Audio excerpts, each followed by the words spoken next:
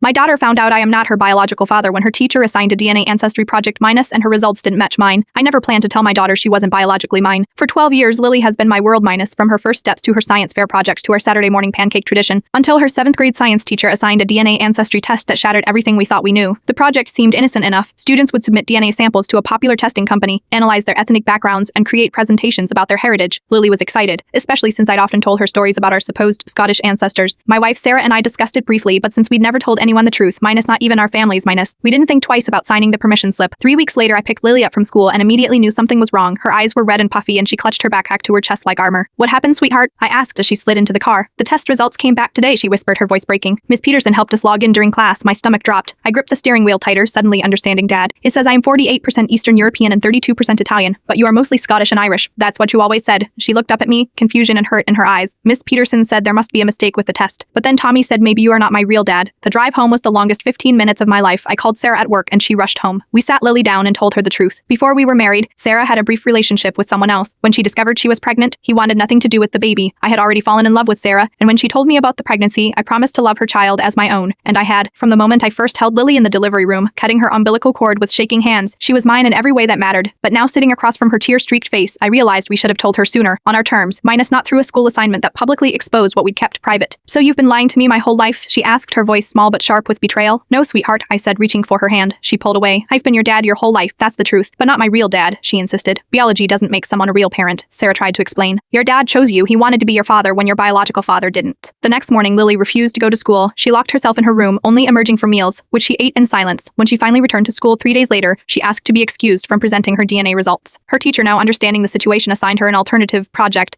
At home, things remained tense. Lily started calling me Mike instead of Dad, minus each utterance a small dagger to my heart. She asked questions about her biological father that we couldn't fully answer. She accused us of keeping her from her real family and heritage. Last weekend, after 2 weeks of this new painful reality, I found Lily in the garage digging through boxes of her baby things. She had found the album of her first year minus pictures of me holding her as a newborn, feeding her first solid foods, dressed ridiculously for her first high. "You really were there the whole time," she said quietly, tracing a photo of us napping together on the couch when she was about 6 months old. "I've always been your dad, Lily," I said, careful not to push too hard. "That hasn't changed." She looked up at me, her eyes mine so like her mother's, minus filled with confusion and hurt, but also something else. "Recognition, maybe. Did you know?" she asked. "When I was born, did you know I wasn't biologically yours?" "Yes," I said simply. "And I chose you anyway every day since yesterday." Lily left a folded note on my pillow. Amphi was a drawing of us making pancakes with 4 simple words that gave me hope. "Still my dad forever. We have a long road ahead. Lily still has questions we need to answer. She may want to know more about her biological father someday." But this morning, for the first time in weeks, she called me Dad again as she asked for the maple syrup. Some families are made by blood, ours was made by choice. A 7th grade science project may have revealed one truth, but it can't change the deeper one. I am her father in all the ways that truly matter.